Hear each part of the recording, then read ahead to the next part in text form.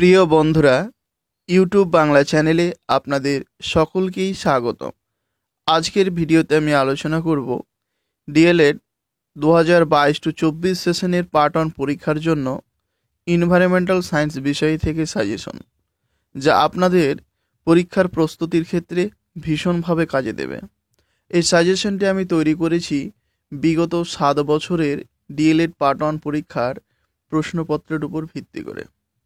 এটিকে আপনারা সাজেশন হিসেবেই গ্রহণ করবেন, প্রশ্নপত্র হিসেবে নয়। সাজেশন হলো ধারণা মাত্র। আমি দীর্ঘ 7 বছরের প্রশ্নপত্র দেখে যেটি বুঝতে পেরেছি যে এনভায়রনমেন্টাল সায়েন্স বিষয়ে কিছু প্রশ্ন রয়েছে যেগুলো বারবার ঘুরে ফিরে আসে।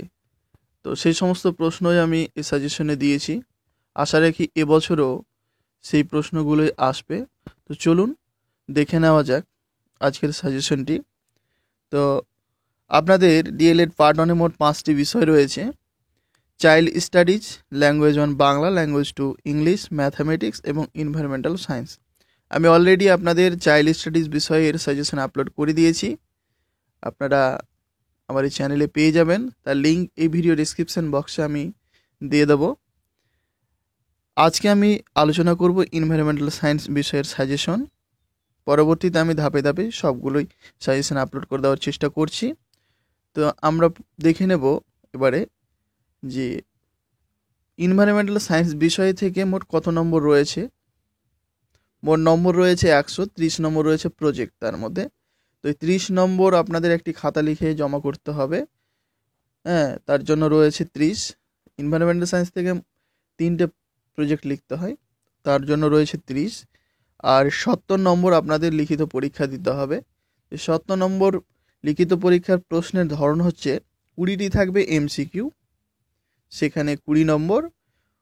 12টি 2 নম্বরের প্রশ্ন থাকে, সেখানে আপনাদের 10টি লিখতে হবে। তো 10 2 20। 7 নম্বরের জন্য 3টে প্রশ্ন থাকে, 2টো লিখতে হয়, তো 14 নম্বর। আর 16 নম্বরের জন্য 2টো প্রশ্ন থাকে, একটা লিখতে হয়। তো টোটাল হচ্ছে 20 20 40 আর 14 16 30। তো 40 আর 30 হলো 70। তো টোটাল এই 70 নম্বর আপনাদের লিখিত পরীক্ষা দিতে হবে। এবারে আমরা দেখে নেব আজকের সাজেশনের প্রশ্নগুলো। 1 নম্বরের জন্য কিন্তু কোনো সাজেশন দেওয়া সম্ভব নয়। 1 নম্বরের 20টি প্রশ্নই যদি আপনারা পারতে চান তাহলে কিন্তু আপনাদের টেক্সট বইটিকে ঘুরিয়ে পড়তে হবে। তো আপনারা এই মুহূর্তে রীতা পাবলিকেশনের যে সাজেশন বইটি রয়েছে সে বইটি কিনে নিতে পারেন। সেখানে যে এমসিকিউ প্রশ্ন রয়েছে সেগুলো পড়ে যাবেন। আশা করি সেখান থেকে কিছু প্রশ্ন আপনারা কমন পাবেন। আর বন্ধুদের সাথে একে অপরের শেয়ার করে সেই এমসিকিউ প্রশ্নগুলোর উত্তর করে নেওয়ার চেষ্টা করবেন। আপনারা একে অপরকে অবশ্যই হেল্প করবেন। এরপর রয়েছে 2 নম্বরের জন্য প্রশ্ন। আমি এখানে 2 নম্বরের জন্য যে প্রশ্নগুলো দিয়েছি এই প্রশ্নগুলো ভীষণ গুরুত্বপূর্ণ। আপনারা আশা করি এই প্রশ্নের মধ্যেই 2 নম্বরের যে 10টি প্রশ্নের উত্তর লিখতে হবে 7 থেকে 8টি প্রশ্ন আপনারা শিওর কমন পাবেন। তাই আমি যে প্রশ্নগুলো দিয়েছি এই প্রশ্নগুলো আপনারা আগে, এই সাজেশনের প্রশ্নগুলো আগে পড়বেন। তারপরে যদি আপনারা পড়তে পারেন তাহলে আপনাদের আরও যদি অন্য কোনো প্রশ্ন গুরুত্বপূর্ণ বলে মনে হয় তো সেগুলো পড়বেন। কিন্তু আমি যে প্রশ্নগুলো দিয়েছি এগুলো প্রশ্ন আগে আপনারা পড়ে নেবেন প্রশ্নের উত্তর। তো প্রথম যে প্রশ্নটি রয়েছে, খাদ্যকে কয় ভাগে ভাগ করা যায় ও কি কি?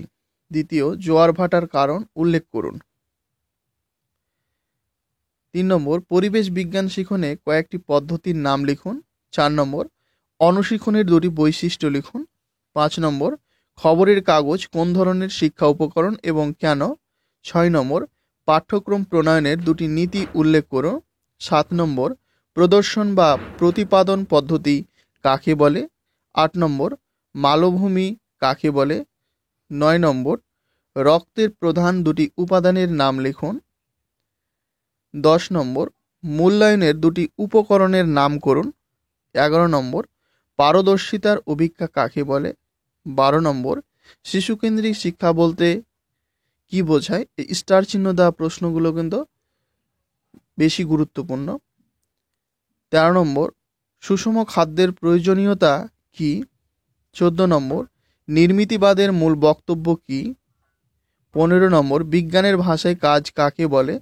16 নম্বর, পরিবেশ সংরক্ষণের দুটি গুরুত্বপূর্ণ কাজের উল্লেখ করুন। 17 নম্বর, প্রকল্প পদ্ধতির ধাপগুলি লিখুন। 18 নম্বর, পরিবেশ বিজ্ঞান পাঠের দুটি উদ্দেশ্য লিখুন। 19 নম্বর, শিক্ষার অধিকার আইন 2009 এর মূল বক্তব্য কি? 20 নম্বর, বায়ু দূষণ কাকে বলে? 21 নম্বর, মূল্যায়ন কাকে বলে? 22 নম্বর, জল দূষণ কাকে বলে? 23 নম্বর, জল দূষণের দুটি কারণ উল্লেখ করুন। 24 নম্বর, বায়ু দূষণের দুটি কারণ উল্লেখ করুন। 25 নম্বর, জ্ঞান নির্মিত কথাটির অর্থ কি? 26 নম্বর, অভিক্ষার ব্লুপ্রিন্ট কাকে বলে? এরপর রয়েছে 7 নম্বরের জন্য প্রশ্ন। আপনাদের 7 নম্বরের জন্য দুটো প্রশ্নের উত্তর লিখতে হবে। তো প্রথম যে প্রশ্নটি রয়েছে, পরিবেশ বিজ্ঞান শিক্ষার উদ্দেশ্য কাকে বলে? দুটি প্রধান উদ্দেশ্য সম্পর্কে লিখুন। 2 নম্বর, আবিষ্কার পদ্ধতি কাকে বলে? এই পদ্ধতির সুবিধা ও অসুবিধাগুলি আলোচনা করুন। 3 নম্বর, আবিষ্কার পদ্ধতি কাকে বলে? এই পদ্ধতির প্রধান স্তরগুলি সম্বন্ধে সংক্ষেপে লিখুন। এই প্রশ্নটা গুরুত্বপূর্ণ রয়েছে, ভীষণ গুরুত্বপূর্ণ। তাহলে সবগুলোই প্রশ্ন গুরুত্বপূর্ণ, স্টার দেওয়াগুলোই শুধু পড়লেন তা কিন্তু নয়, সবগুলোই প্রশ্নের উত্তর পড়বেন।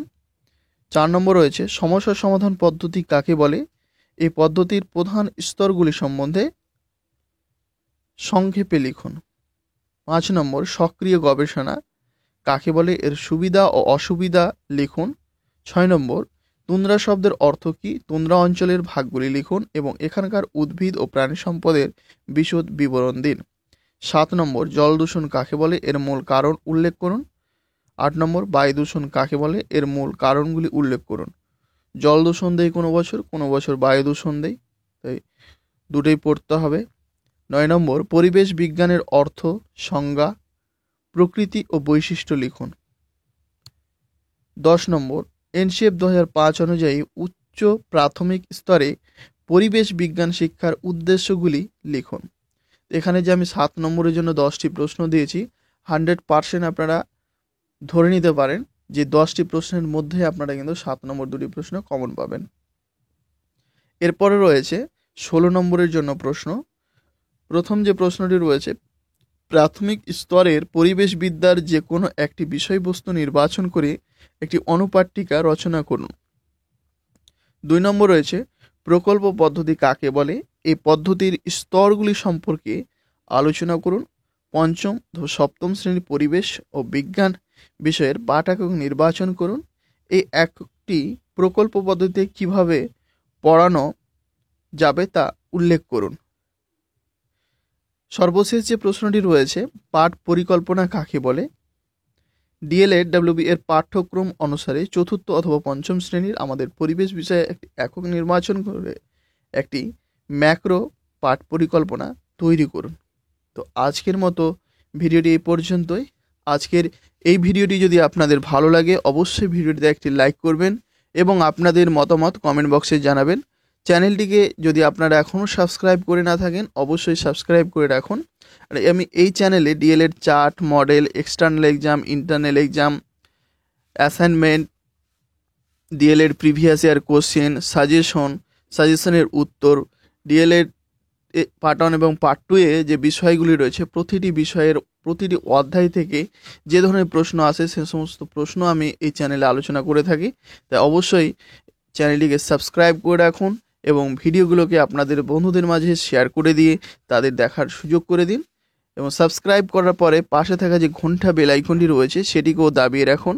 তাহলে পরবর্তীতে যখন আমি ভিডিও আপলোড করব তার নোটিফিকেশন আপনাদের কাছে পৌঁছে যাবে সবার আগে। তা আজ এই পর্যন্তই। আপনারা প্রত্যেকেই ভালো থাকুন, সুস্থ থাকুন। আবার দেখা হবে পরবর্তী ভিডিওতে। ততক্ষণের মতো বাই।